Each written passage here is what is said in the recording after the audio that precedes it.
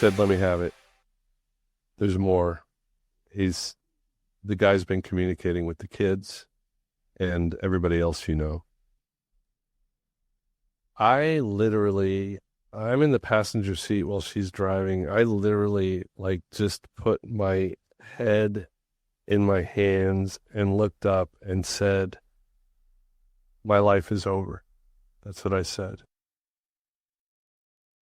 Wow. So that is from our friend Matt. And we recorded that actually a year ago. And he was in the closet for 35 years, basically cruising gay bars, parks, like the things that you always hear about that you've never met a person like this.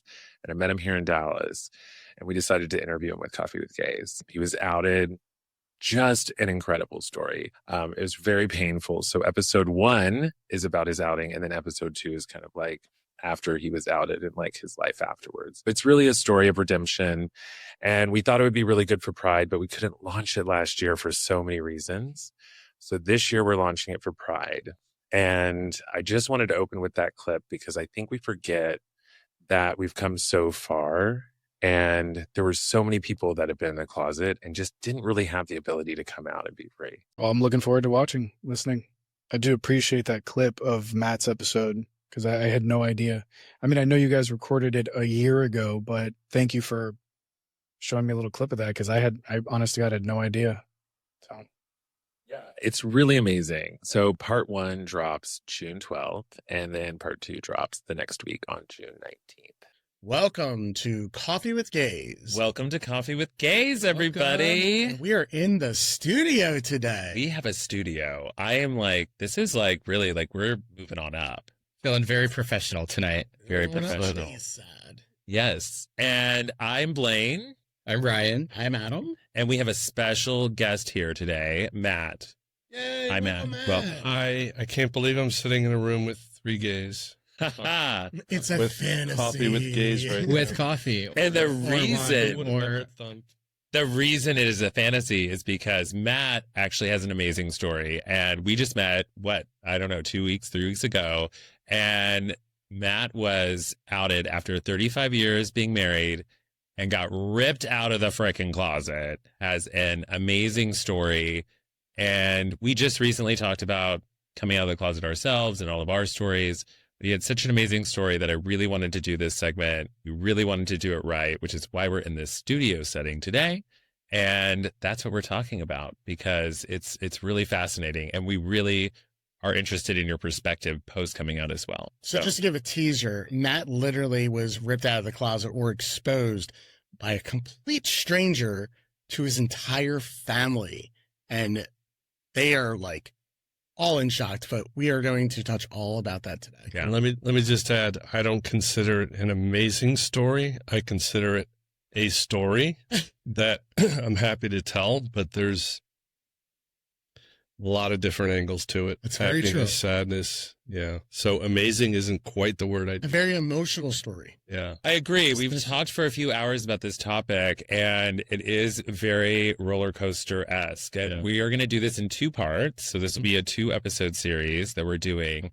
More to focus on the kind of more dark portion of it, and then more your perspective after, because I really do love your perspective post a lot of this trauma that has happened to you, and then a lot of the work that you have done. And I think you've done so much amazing work. And we really want to kind of focus also on kind of the beauty of the after as well. But also there is light at the end of the tunnel. Yeah, there is. I didn't think there would be, and there is. Yes. There's light at the end of the tunnel. Yeah. I'm curious to learn too, because I know when we all shared our coming out stories, but we had that choice, basically, right? We kind of all figured out what's our timing, what's our terms, and to be able to hear, I know we're going to get into your story, but what you went through, because you sounds like didn't have that choice from what I've heard so far. I'm learning a lot of this myself as well today. Yeah. So yeah. And I have to say, and we haven't done this yet, and maybe we should have on other podcasts, but I do want to advise people that we will actually talk about really serious topics. So trigger warning for anyone, including experiences of being outed, family hardships, and references to CSA. So listener discretion is advised. So we're going to get into some deep stuff that is all a part of this story. So are you ready to go? Ready. Okay, so Matt, you are how old? 60. 60, and you were married. Give us a little bit of your quick background. Married. I was Family life. married for 35 years. I have 3 beautiful daughters and 2 grandsons. Yeah, that's the quick story. And how old are your kids? Grown-ups, 33, 31, 25. And so we're sitting now right around May. When did this whole instance happen? When were you kind of outed? The night of, or I should say the morning of September 1st of last year. You remember down to the date. That's how How traumatizing. Yeah. Wow. Yeah, I don't think it'll be something that you forget for sure. And so it really hasn't been that long. It's amazing. Where was this? We're sitting in Dallas. Are you from Dallas? No, I work in Dallas and decided I hadn't been to a gay bar in like 15 years. And after a cocktail on dinner, after dinner on my own, I had a cocktail, and for some reason I said, let's go check out the scene in Dallas. And had you ever done that before? Because you worked here regularly, right? I had never been here. No. Oh. I had never been.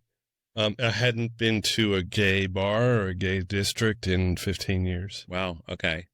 For some reason, I was under a lot of stress, and I was like, you know what? Let me go see if I can find some fun.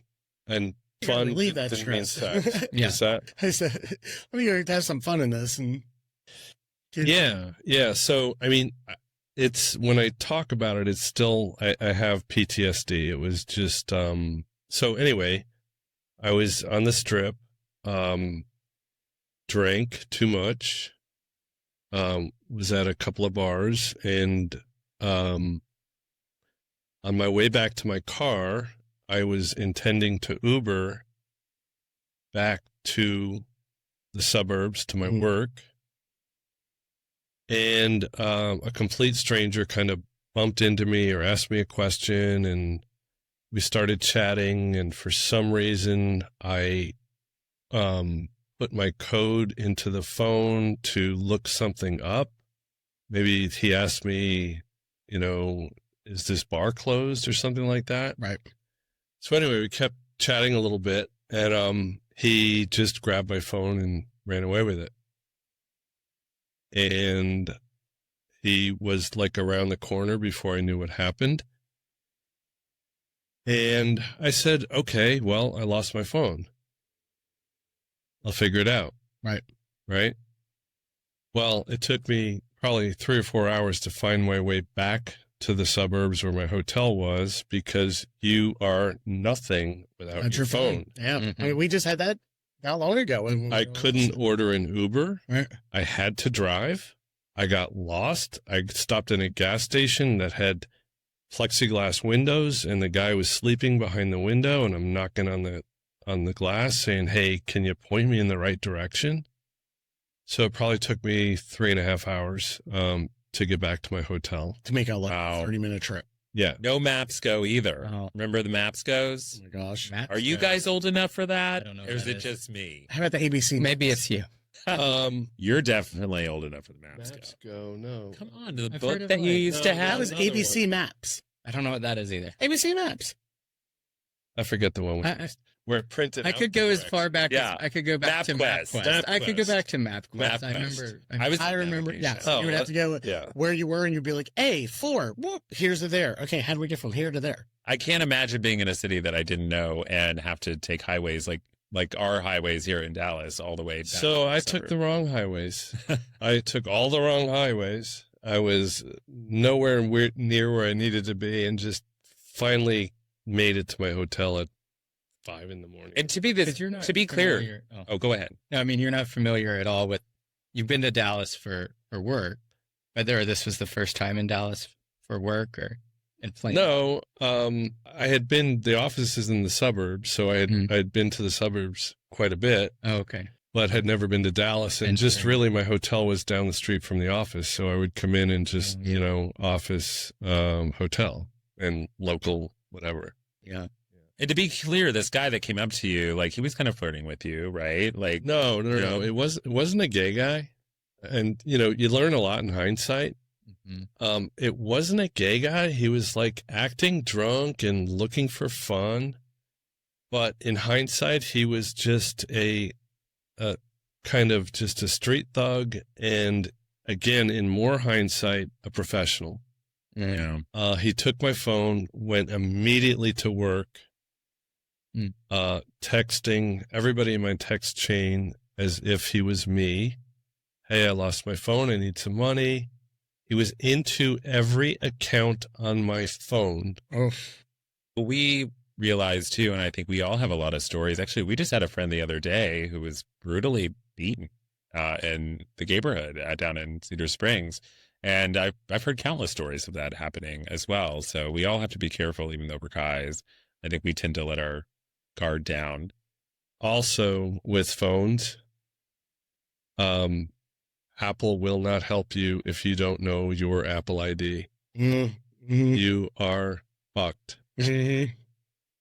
Adam knows that. Like, Even you if are they don't do nothing. the I didn't have the routine down. I didn't know what I was supposed to do. I didn't have my Apple ID. I didn't remember my Apple ID. And by the time I was able to call Apple and get some answers, he had already changed my Apple ID. And Apple told me that, sorry, but that's not your account anymore. You don't own it, and we can't help you. Wow.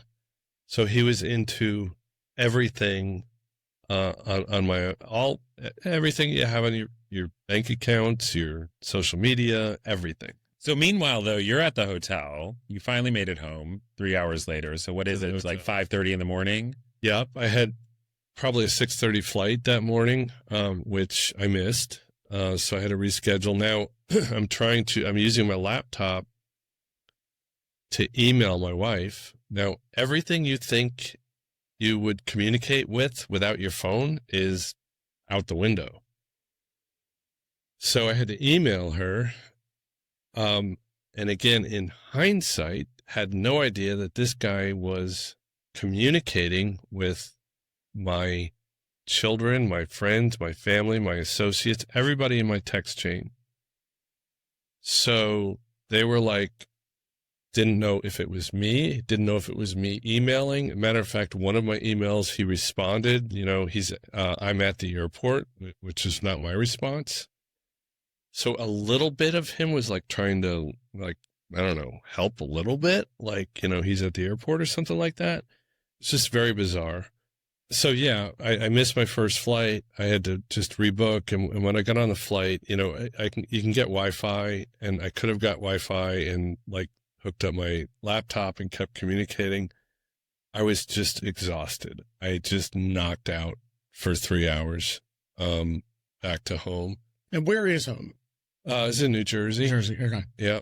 So just knocked out for 3 hours. I got to the airport. I'm like, okay, I got to use my laptop again. Like, how am I going to get home? I can't order an Uber. I heard something similar to my name being paged while I was on my laptop by the, baggage claim area, trying to figure out how to get home, like trying to email my wife. She's like, do you want me to come pick you up? I was like, yes. So people were searching for me. My name was paged overhead. And yeah, so finally, my wife came. This is all on my laptop with emails. I'm like, okay, I'll meet you outside, gate, whatever. She pulled up, and so look, I had my story all down. I had my story all set. I was at dinner. It was a busy bar restaurant. Somebody must have seen my code over my shoulders. Swiped your phone. And then swiped my phone. I went to the bathroom and, swiped my phone. And so it took my phone. Oh, I didn't even know my phone was broken into at that point. It was just my phone was stolen, right? Mm-hmm. So I had my story all set that my phone was stolen. And when I got in the car and my wife said, "What's going on?" And I started with my story, my phone was stolen. She said, "Let me have it. There's more. The guy's been communicating with the kids and everybody else you know."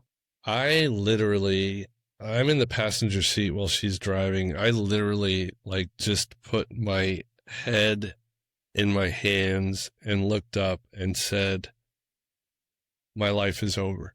That's what I said. Because you knew that she knew at that point that you were down at the gay bars and out. And all that stuff. So I could have kept trying to wiggle out of it. You know what I mean? Because to be clear, it wasn't your first time wiggling out of it, right? No, it wasn't. And that's more to come. Yeah. So it wasn't my first time wiggling out of it. So I could have wiggled out of it and said, "Yeah, I don't know what he's talking about. Like, guy's nuts, right?" Yeah. And maybe could have gotten by with that. So, something seemed different about her ask this time. It wasn't so much about her ask. I was exhausted. I not just from the night. How long had I been doing this? I was exhausted from the secrets and the lies and the deception. I was exhausted. I was like, and I had always said to myself, if I get found out, my life is over.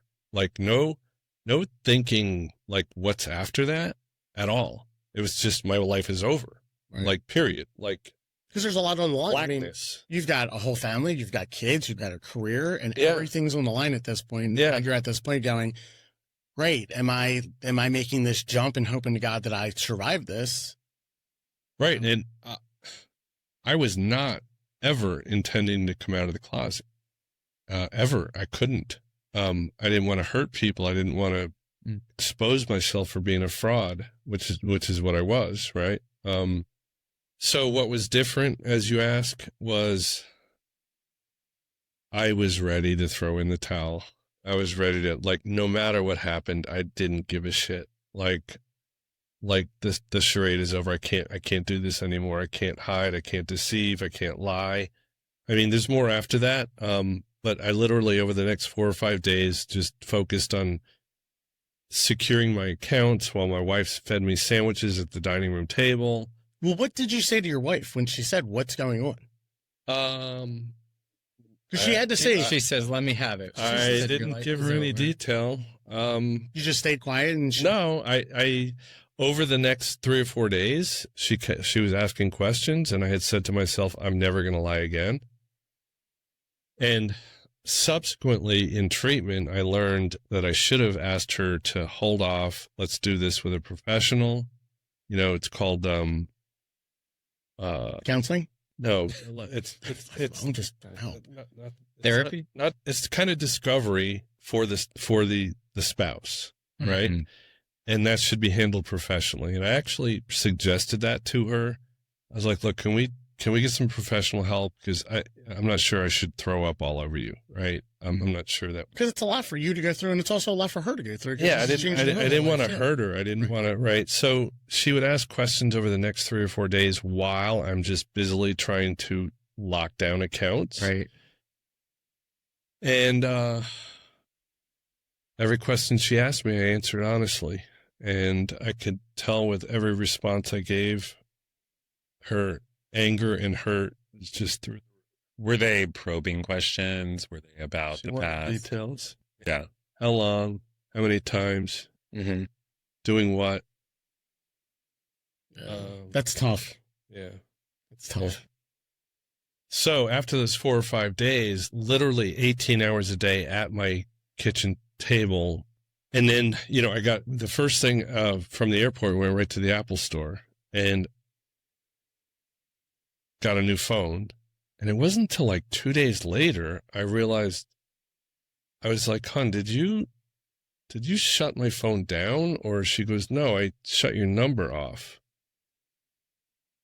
So it was like 3 days later, I was like, oh my God. Like, I called Verizon and said, shut my phone off. So I went through 3 days of him pouring through and sending text messages. What does that mean? She shut your number down, but not your phone? Or I don't understand. It was in other words, he couldn't use my number anymore. So like Okay. text or call. You could still get into all, you were still in But all he your still accounts had- and like apps right. or, Yeah. So anyway, yeah. number one suggestion is know your shit. Like if you lose your phone, just Know your Apple ID and password. know by the that. way, I've lost my phone. I've been have a drunk plan. in WeHo and had some random stranger act like he was helping me. And I'm like, in this case, I'm like puking and drunk and I was a mess. not you. I know. Oops. Oops, I did it again. Wait, was it outside after Abby. Motherload? No, probably. We have to take Matt to Motherload. Oh yeah, that'll really bring him into the community. Don't worry, we'll protect you. We have phone leashes now. We've learned. We'll teach you all the tricks. But yeah, I mine wasn't coming out related, but I was totally without a phone, and I remember like running and asking someone to like, can I log into your Find My Friends thing, or to be able to see the location, and I saw that thing like taken off 3 blocks away. Like there was no way I was gonna So get And it. even That with Find My feeling, Friends, if you don't have another Apple device, you can't use it. No, I like found a stranger but I knew my Apple ID and I was logged into their phone. So yes, totally agreed. You got to know remember it's one login to remember. People think is no that big one. deal, but it's Or you're no. without being outed, without as severe as me, but everything can be stolen from you. All your secrets and all your money. And what was this guy saying? You said he was extorting money. How much did he extort from people, and like who? He how got embarrassing was it? Between me and 2 or 3 friends, he got like $8,000. Wow, that's crazy. And it's The part about it is- expensive coming out for you. Tell her about it. Yeah. You can't, and try to get it back. You can't really get it back because it's transactional between him and his friends. So, Well, I don't know. I know his name. I know his name and phone number. I gave Oh. all of this to Dallas PD. They're like, "What do you want to report? A stolen phone?" You know what? Can I tell you? Like, let's point this out. And we actually did an episode about the disappearances of men in their 30s at Lady Bird Lake in Austin. And there's been another one now. And I'm just sick and tired of these police departments. They do not care about our community. And I just want to be really clear about it. And they literally are like, oh, it's somebody else's problem. It's gross to me. I didn't feel like it was a gay thing. I mean, yes, they knew where my phone was stolen and knew what happened. But I just felt like it was a big black hole of a bureaucracy. You know what I mean? Period. You know what I mean? I didn't feel that it was personal or anti-gay or anything like that. Just government bureaucratic nightmare. I mean, because the way that the cops look at it is it's literally just a lost phone. So then the transactional part of the fraudulent part of it, that's very hard for them. Right. But there's all these websites, there's fraud, cybercrime websites, and they point you to the FBI or whatever website it is to log it there. And it's a big black hole. There's nobody on the other side of it. Yeah. How did you find his information? Through the transactions. Oh, got it. Oh yeah, he was transacting with the. He was transacting and told them to send money to this account or that account. So yeah, and I spent hours, days tracking him down, like on every website and paying the subscriptions to try to figure out who this motherfucker was. And he's got a Rap sheet. How long? It's sad. But you know what? We'll let this one go, but let's put Martha Stewart in jail over a $40,000 insider trade. So that's what pisses me off. So, I mean, we'll get back to this, but I wanted him to not be alive, just to shut him up. Every time my phone pinged those 4 or 5 days afterwards, I'd have friends like joking, like jokey joke, and hey, I told him this, and I had colleagues at work like engaging him, trying to catch him. I had to tell everybody, stop fucking communicating with this guy. Just stop. Everybody wanted to be a hero, and then others were jokey joke about it. Every time my phone pinged, I'm like, oh my God, what next? What next? What next? Who did he tell what to next? To be clear, he was saying that you were gay, right? Like he was telling people that. He only said it to my kids. Oh, okay. What a nice guy. He was just after the money. Yeah. Otherwise, but my kids were like, where's my dad? Where's my dad? And he basically said, your father isn't the man you think he is. Because they confronted him at some point, right? Yeah, they were like, got angry with him over the text. They were texting me, right? Who was him. And they're like, where's my dad? Where's my dad? Like, you're a jerk or whatever. And kind of got into it with him. And that's when he said, your father isn't who you think he is. Wow. Yeah. He was someplace where he shouldn't have been. So. And they all believed it. And I have to say, like, why did they all believe it? Believed what?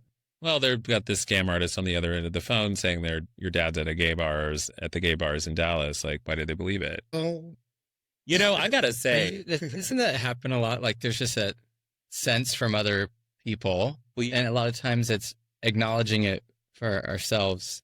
I have issues with my family. It wasn't a sense; it was discovery. They both saw stuff on my phone or text exchanges, and never talked to each other.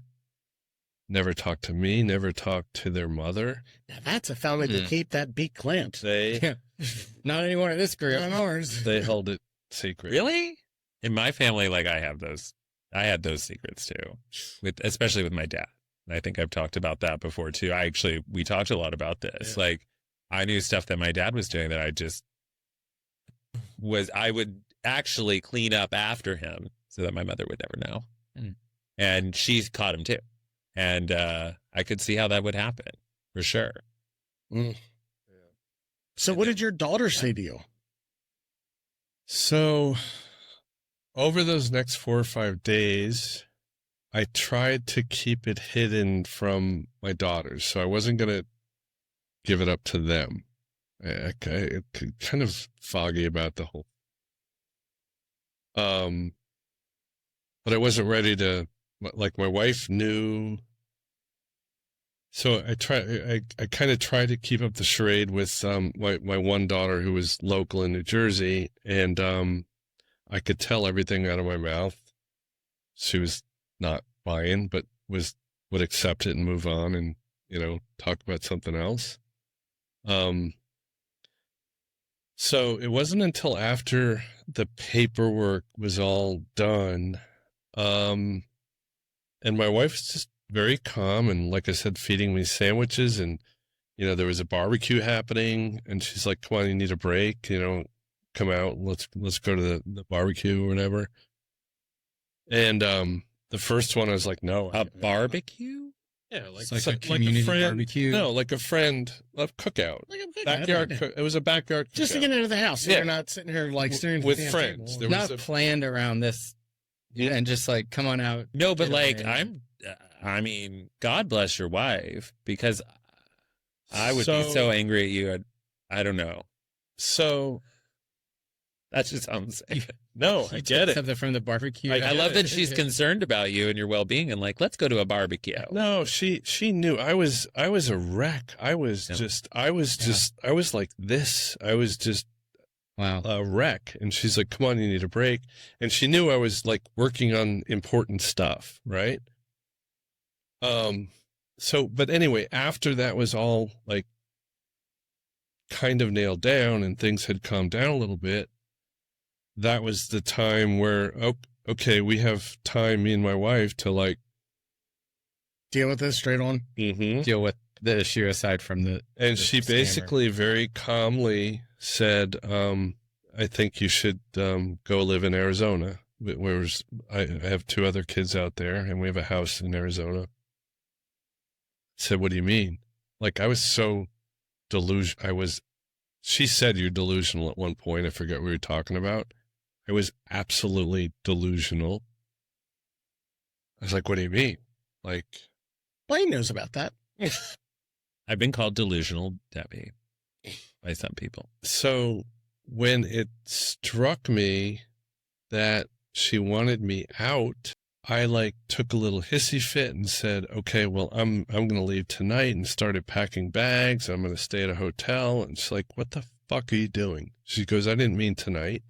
I said, well, if you don't want me, I'm leaving. Like I like flipped it around on her. Like, Oh, jeez. I'm leaving. Like, I can't So stay you. here. I can't stay here if you don't want me. Total gaslighting.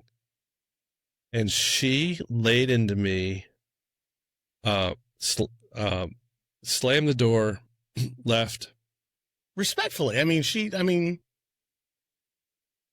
Completely, she was so pissed off that I flipped it around on her, like, for absolute good reason.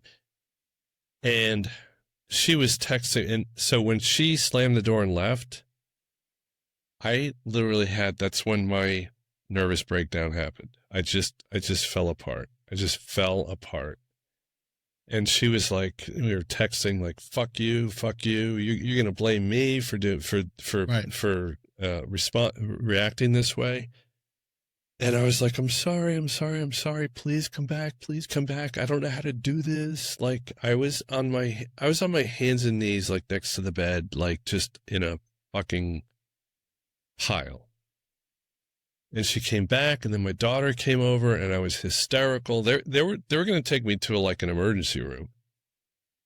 Like, literally, like, didn't know what to do with me. Like, take me to a mental hospital, or, So, and still at this point, your kids have no idea what's going on. So my daughter, my oldest daughter, came over back. She said, okay, I'll come back. She came back with my daughter. And my daughter's like, Dad, it's okay. I already knew. We love you. Oh, that's really nice. So I was to say that's got to be a little bit of a relief. I mean, there's still a lot of trauma, but that's got to be a little relief of like, okay, my kids aren't running from me.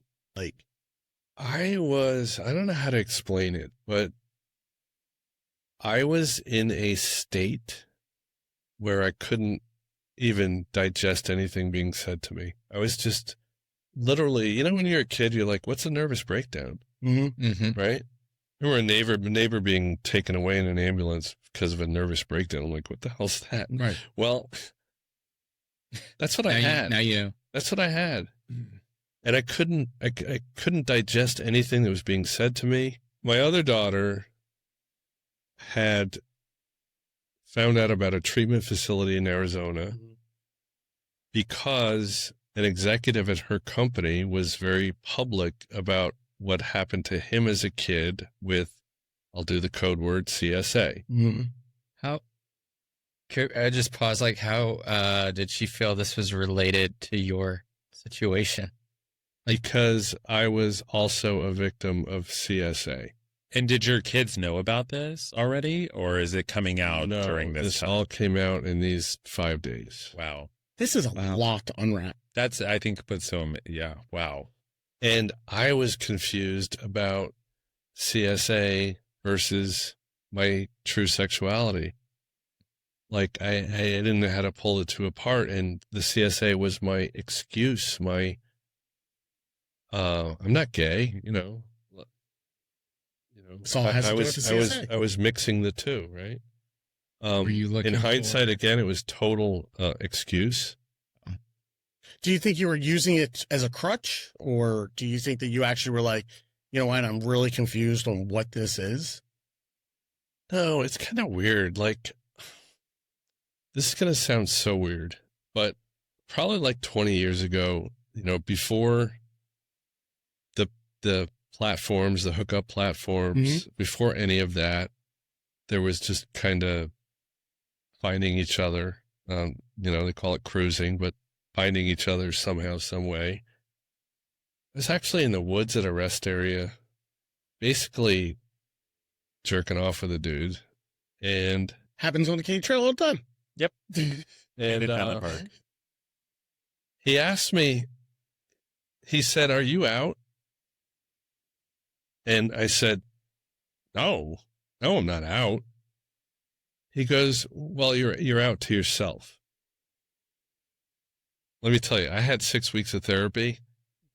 Him saying that to me gave me like a free card to keep that rationalized my behavior, my awful behavior, because I was saying to myself, okay, well, I'm out to myself. I deserve this. Like, I'm gay to myself. So this is okay. What's the you're calling it awful behavior? What are you classifying as the To do whatever he wants, to go out. I mean, what is that, the awful behavior, or is it that it's a secret, or you're knowing how you're treating others in the process, or like how does that? So the awful behavior in hindsight, Yeah. while it was happening, it was no harm, no foul. If nobody knows about it, I'm entitled to this, and as long as I don't bring home a disease and be super careful, I'm entitled to this, right? You gotta remember, he's also married. Is your With Yes. married kids? So the awful part of it, again, in hindsight, I was just so fucked up. I was cheating on my wife. Now, again, another excuse is, yeah, but I wasn't cheating with a woman on my wife. I'm actually said that to her in those 4 or 5 days. She's like, are you fucking delusional? Yeah. I wasn't hooking up with a woman. I was hooking up with a man. Yeah, I felt cheating like, is cheating. she would be, I thought that would help her. She looked like a man. It's amazing to me, and we talked in our like coming out stories that the rationalizations you make when you are coming out to yourself. And I think about all the gay chat rooms I was in and all the guys, even when I had a relationship in Argentina overseas and then came back and was with a woman after that, I still made rationalizations. It was like, well, it was a phase. I'm over it now. Right? I think you can rationalize yourself into, I'm actually not gay. It was a phase. And especially if you have a lot to lose, I could see how that is. And I think that's why I find your story so important, is I think there's a big misunderstanding, because we had a lesbian friend of ours on who had a husband, and she just came out and proud. And some of the comments we got on that one was, oh, how could she do that to that guy? But again, she kept convincing herself she wasn't gay. Like everything that she did, even though it screamed, I'm a lesbian, and everything I did, it screamed I was gay, and you too. It's amazing how you can rationalize yourself into like, well, it's not what it seems. I'm past it now, right?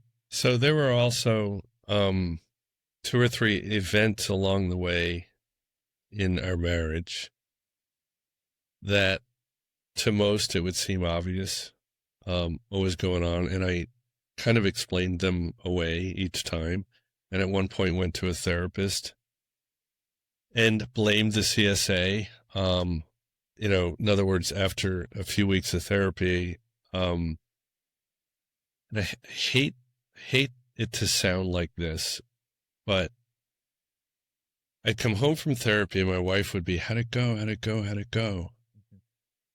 And every time I came home from therapy, like I was thinking like, here's my chance to like, just fucking come out with it. Right.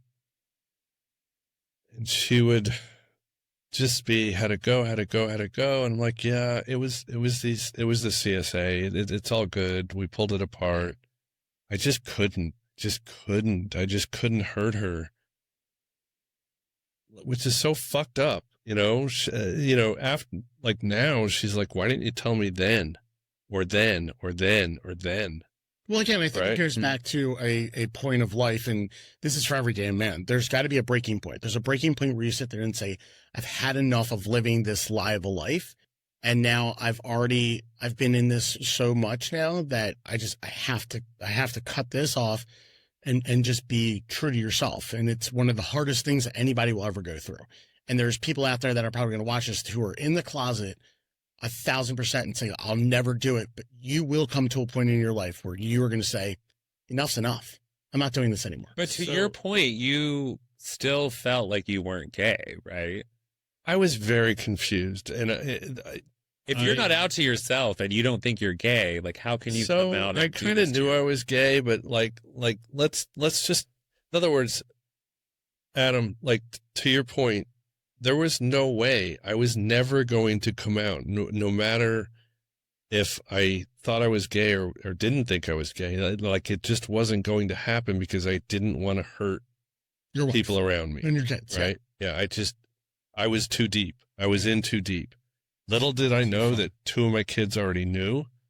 So, I mean, I guess what I would say to others who are in the closet is you're not doing anybody a favor, because, you know, in therapy it was explained to me that it's like holding a beach ball underwater. It's very true. It's trying to come up. You can't do it forever. Right. I never would have volunteered. So you talk about me being, I wasn't courageous at all. I was a coward. I was caught. What would you have done if your kids would have sat you down and said, look, we know you're gay and we still love you? Would you probably still have denied it?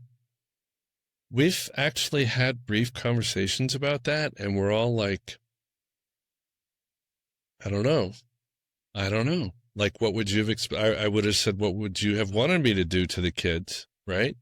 And they would have said, I don't know. Like, I don't know if you want to, I want you to hurt mom. Let's just keep it a secret. Or they, you know, That's a double-edged sword. they obviously didn't come to me and say, fuck you. Right. And we're going to rat you out. Because it's a double-edged sword. If you're sitting there with your kids and your kids are like, hey, we know you're gay. And then you're sitting there going, what if I say yes, my wife's going to find out and I'm going through a divorce. But then if you flip it and your wife's the one sitting there saying, you know, hey, I know you're gay. Then you're sitting there going, I have all my kids. And like, this is going to change all the dynamic with my kids. So it's a very double-edged sword that you know, it's a tough thing to go through. So, look, I'm saying I never would have come out voluntarily. I was literally ripped out of the closet in a very violent way. At the end of the day, this guy did me a favor. And I think he did everybody a favor. He did, even my wife, as much as she's hurting and in pain and fucking hates me right now, and my kids, who are now going through a phase of, yeah, I don't want to hear about your happy gay life. And like, there's phases we have yet to go through. But in the end, I'm absolutely 100% convinced that everybody is better off. I'll agree. I agree with that. But I also have to give you a little credit too. You did come out, because I mean, you said it here, but then even with Adam and I, when we were talking to you before this, you said, like, I finally realized, like, it was time. Like, you could have lied. You could have kept the lie going, and everybody could have accepted it again. So exhausted. You talked about how many years of keeping that, trying to hold that beach ball married under for the 35 years, but Yeah. you know, since I was, 11 when the CSA started, Mm-hmm. and I was told, you're not a faggot, right? You're not a homo, right? Who was this? You like girls, right? I don't want to say who it was. So it was like, yeah, no, of course not. No, I'm not gay. I have a girlfriend. So I mean, he was suppressing that from a very early age.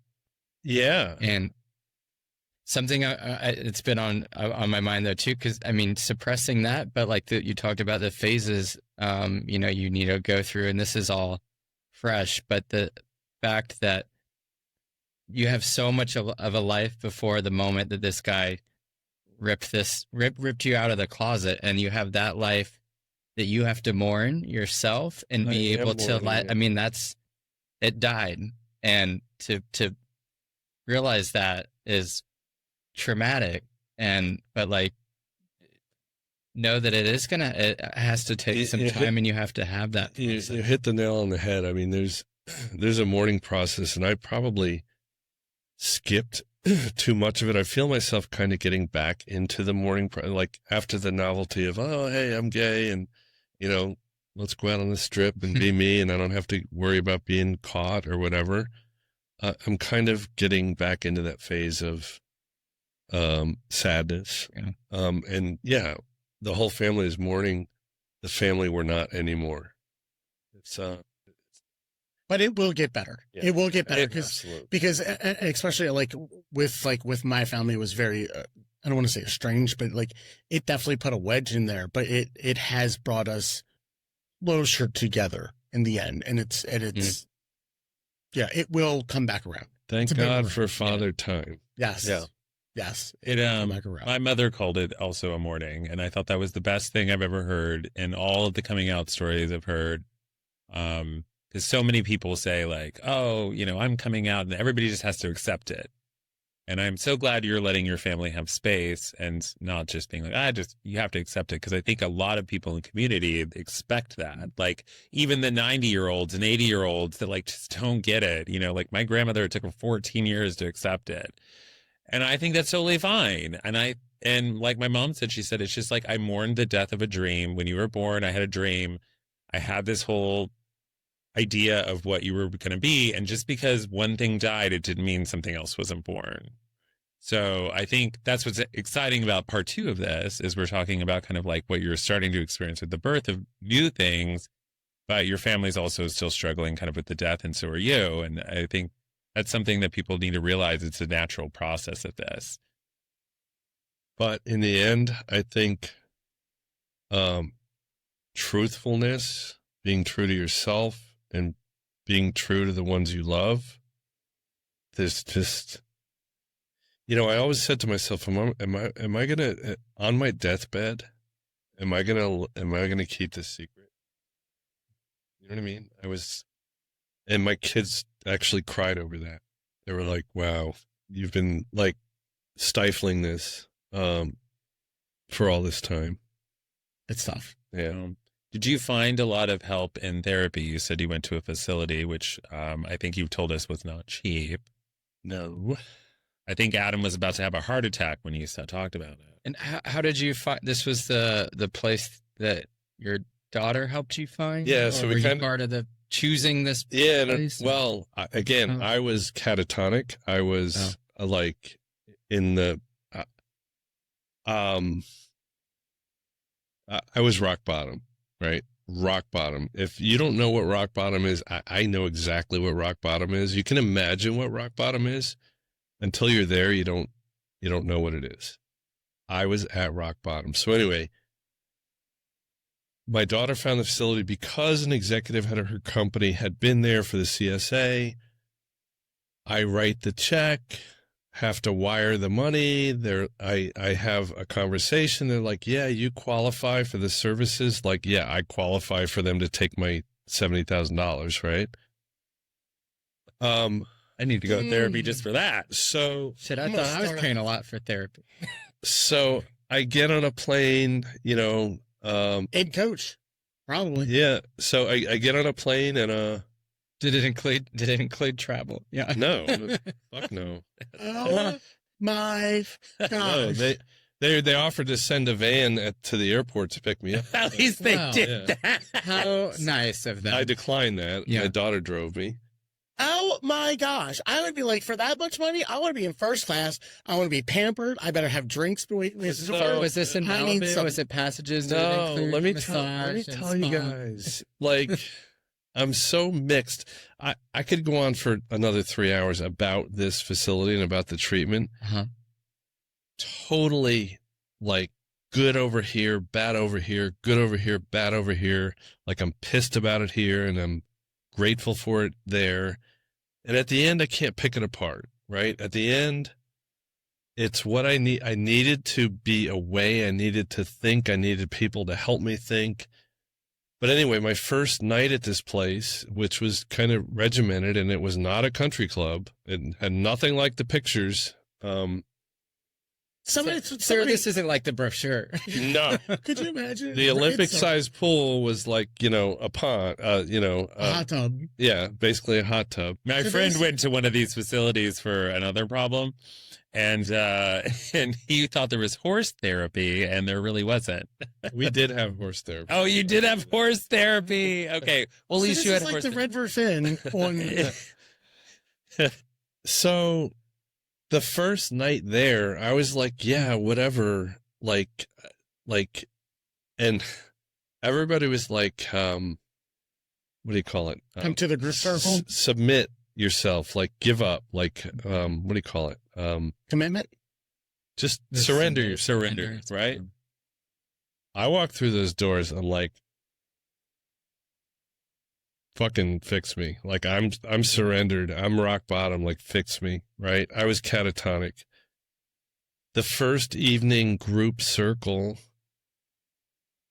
there's 24 or 5 guys at any given time going through the program. Who's all men? All men. I hear the first guy start, hi, my name is Larry. I'm a sex addict, and here's what I do. Hi, my name is Bill. I'm a sex addict, blah, blah, blah. Down the line, by the time they got to like the 5th person, sex or porn or masturbation addiction, but it was sex addiction. That's when you're like, I'm in the wrong group. I'm at the wrong place. Have you guys seen the Out of Towners with Goldie Hawn and what's his face, where they like literally go and they're in a church like trying to get food? I was They're like sex addicts. I was like, where the fuck am I? Like, so you didn't ask. For it. You didn't say, "Hey, take me to." I had no fucking clue. Wow. None. Yeah, wow.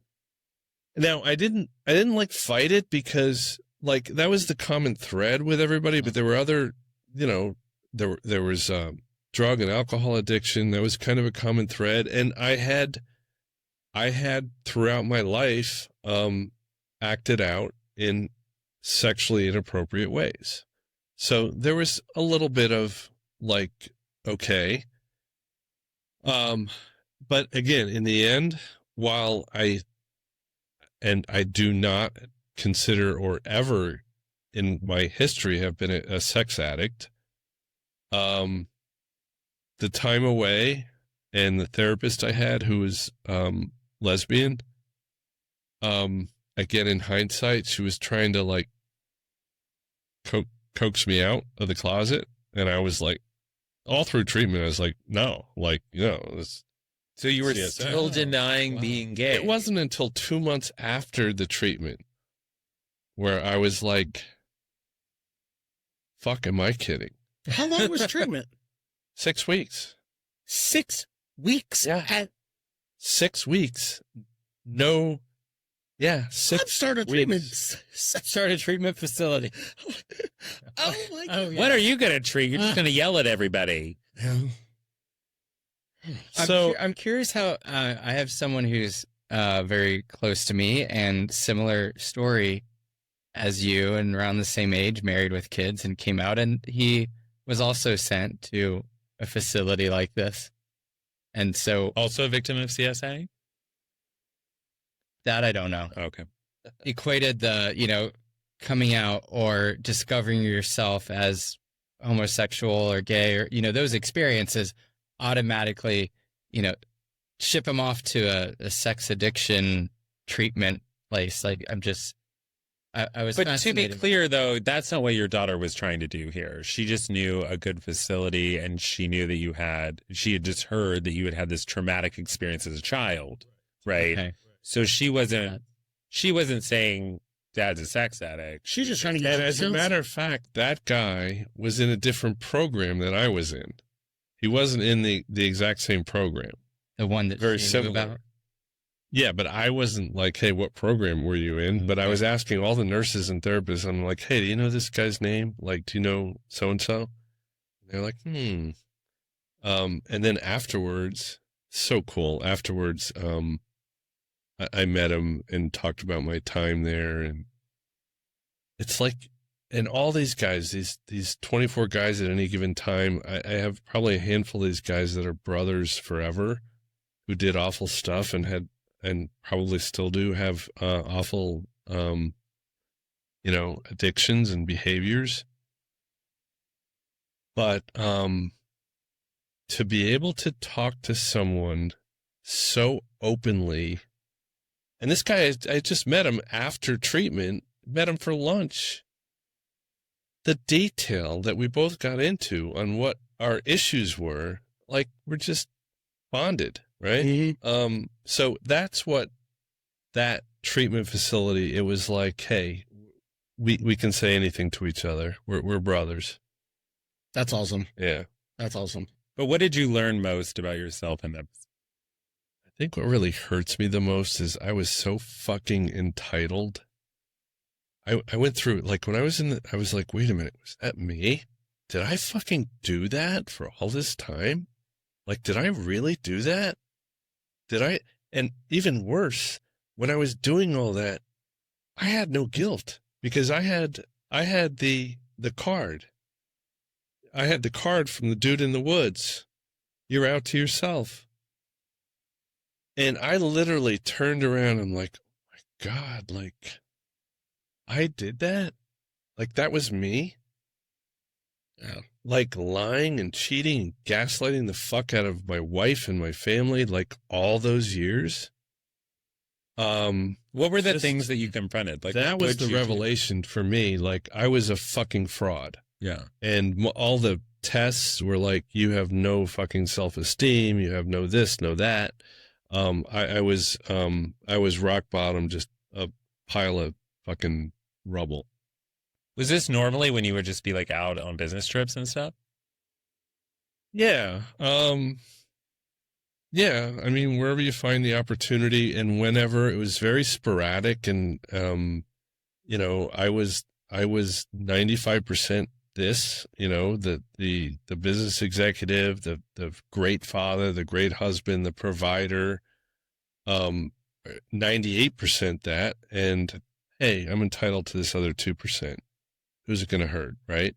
So it wasn't like a lot.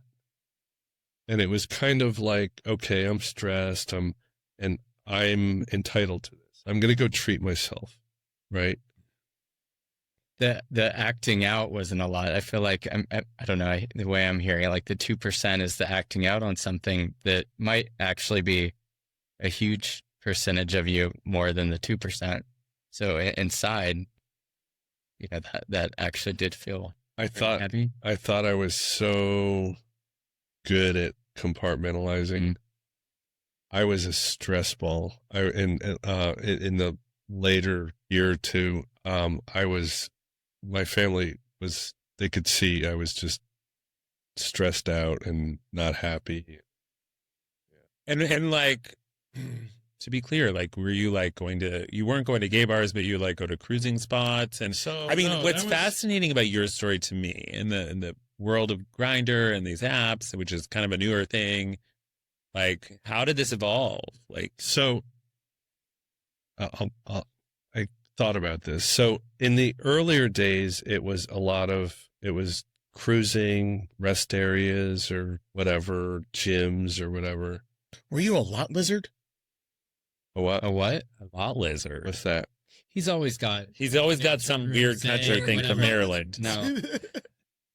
I think, is that a trucker thing where it's called a lot lizard where you like go, That's not- Truck stops. you go to a Lot truck lizard. stop Ew. and like, Ew. Yeah. Well, but anyway, so he's like, no. and then there was Grindr with, you know, hookups here and there, and yes, obviously on business trips.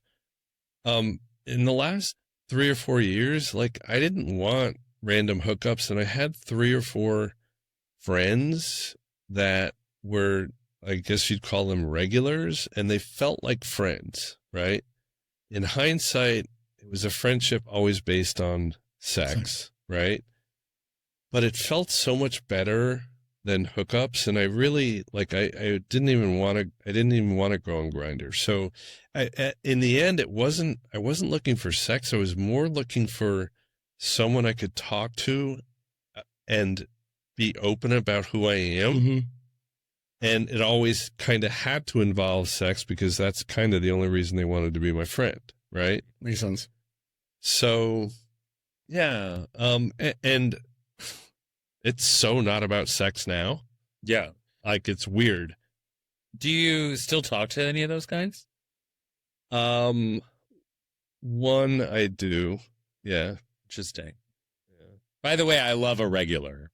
I actually, one of the things I hate about when the hookup apps came out, I just used to have regulars all the time in Dallas. That was great. It's just like the boy tornado, but they were just regulars. And yeah. And I kind of know who they are, what they do, like Yeah. how much they sleep around, and Know what you're signing up for. on Grindr, you know, the ass pick where it's like, you know, come just, you know, I'm your cum dump. I'm like, yeah, no, I'm not gonna touch that. That is a definite no. Yeah. So you Well, wouldn't be that's a no. hitting up Adam on a grinder then, because that's basically his grinder. That's his true. Oh, I'm sorry. That's your Sniffies profile. That's That's your true. Sniffies profile, Adam. Sorry. I'm no prude. But I guess it's not all about sex. It's just so little about sex. It astonishes me now. Did you feel like therapy really like helped you break through a lot of your challenges? And like by the time you were out after 6 weeks, like you're in this new world, and that's kind of what we're going to talk about in our next part. Like, what was that like? Were you like cured, or obviously not cured? Like, we're not talking about like conversion therapy here, but like, did you feel like you weren't at breakdown status? And then what did you feel like when you were let out? So, And what did you do? Did you go back with your wife? Were you with your daughter? no, again, so much in hindsight. So my first call with my wife in therapy was like, you're allowed your first phone call like 3 weeks into it. Like no phone, no outside contact. You don't get contact, Adam. I have never been to therapy. I've had plenty of friends. Am I the only one? Have you had friends go away? Oh, okay. It's just me. Continue. Yeah. So, yeah. And Maybe some that part of me is should. like, I don't wow. know. Part of me is like, wow, I went away. Like, Yeah. geez, you know, like. By the way, Matt, there are that's a many special times club. to be clear, there are many times where I've like, I'm going to check myself into the hospital because I don't want my phone to bing. I don't want anyone to talk to me. There's and I just, many times where I want to check you into. yeah, for sure. I mean, there are times where life becomes a lot, and you just are like, look, I just need to go away. I mean, I can tell you. Yes, you need to go away. It'll probably happen to me at some point. I'll just be honest. And I told my boss, who was the CEO of the company, and I run North America. I couldn't even talk to him. I emailed him and said, hey, I got to duck out for a few weeks. I'm in a lot of pain. He was fucking amazing. Amazing. He said, I love you. He got so much pressure from the board of directors. I found out afterwards, like, what the fuck? Like, you know, the guy who's running North America, you don't know what he's doing, what's going on. And it seemed like, you know, a mental health issue, just doesn't cut it. Like if I had a massive coronary, I would have had flowers sent to my hospital. Yeah. Right? Mental health is very different.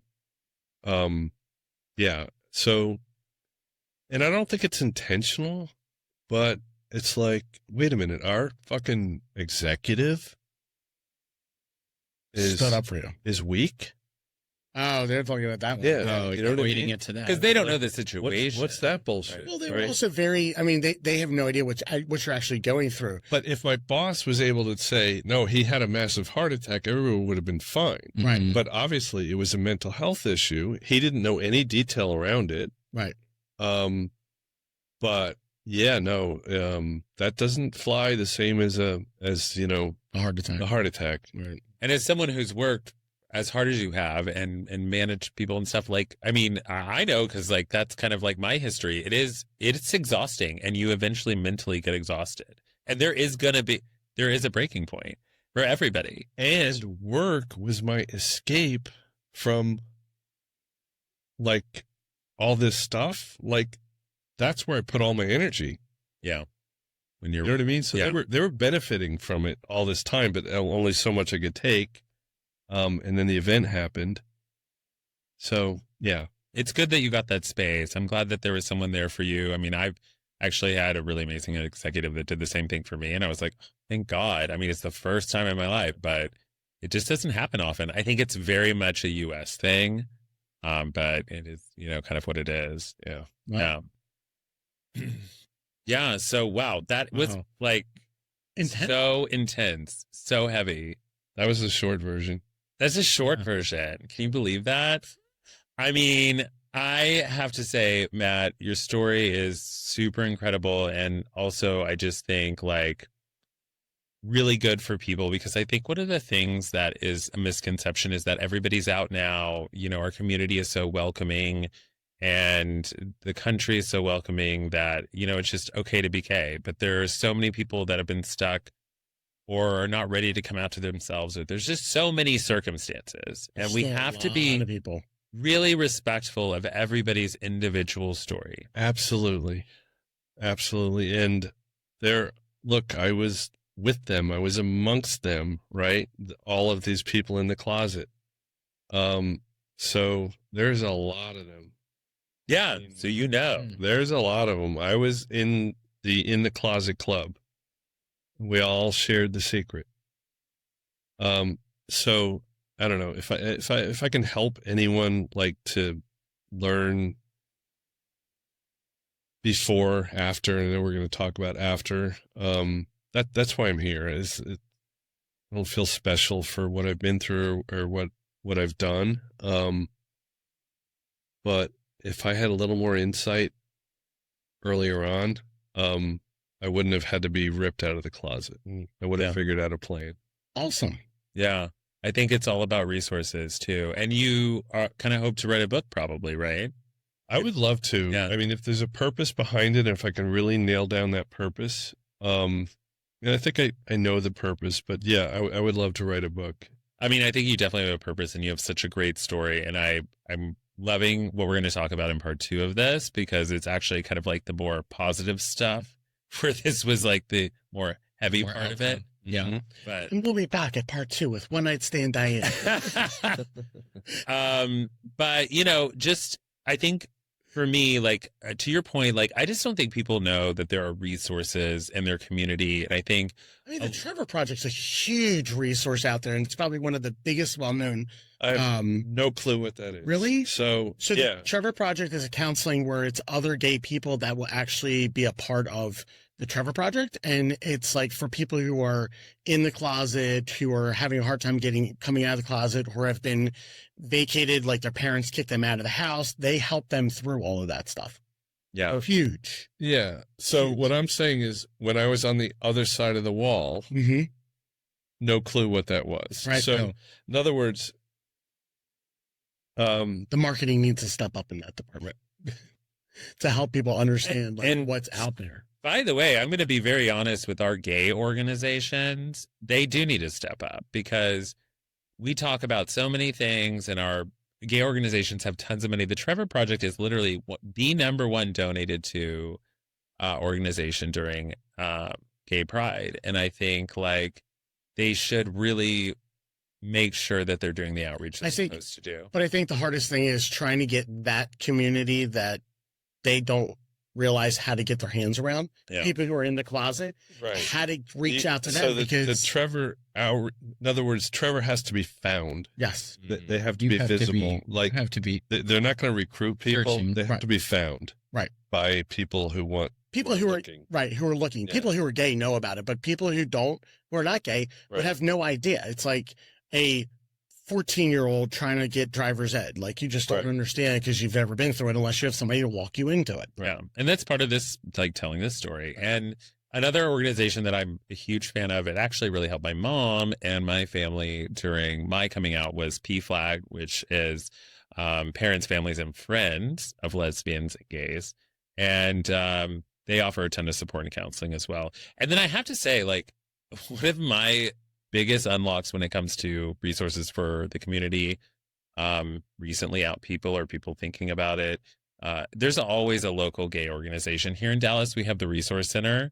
They offer therapy that is either free or like $15 a session. That is super great. And then they also have medical resources and a bunch of other stuff. But every single, Well, like, most city, cities. I mean, Large there's a lot of cities. rural areas. If you have people out, not in the large cities that might not have as many resources, and that's even tougher. we will go ahead and post a link to Rain in the comments as well, which is also has a hotline for CSM at 1-800-656-HOPE. And they also have resources as well for nationwide help as well. So the next episode is your new beginning and embracing the community, which is something that you and I talked about, and I'm really excited for you and the future. So don't forget to subscribe to Coffee with Gays. I mean, this has been a great episode. I really, really enjoyed it. So tune in for the next episode. Yeah, cheers. Cheers. Thanks for Cheers, Matt. Thank you, Matt, for joining. Thank you for telling your story. We really appreciate it. It means a lot.